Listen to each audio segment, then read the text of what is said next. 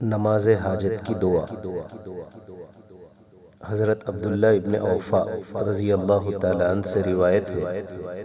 کہ رسول اللہ صلی اللہ علیہ وسلم نے ارشاد فرمایا، جسے اللہ سے کوئی حاجت ہو یا کسی بندے سے کوئی حاجت ہو تو وضو کرے، اچھی طرح وضو کرے، پھر 2 رکعت نماز پڑھ کر اللہ کی تعریف، نبی اکرم صلی اللہ علیہ وسلم پر درود پڑھے، پھر اپنی دعا میں اس دعا کو پڑھے: لا الہ الا اللہ الحلیم الکریم،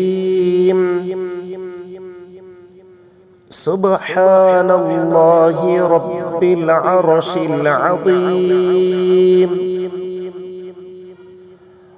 والحمد للہ رب العالمین،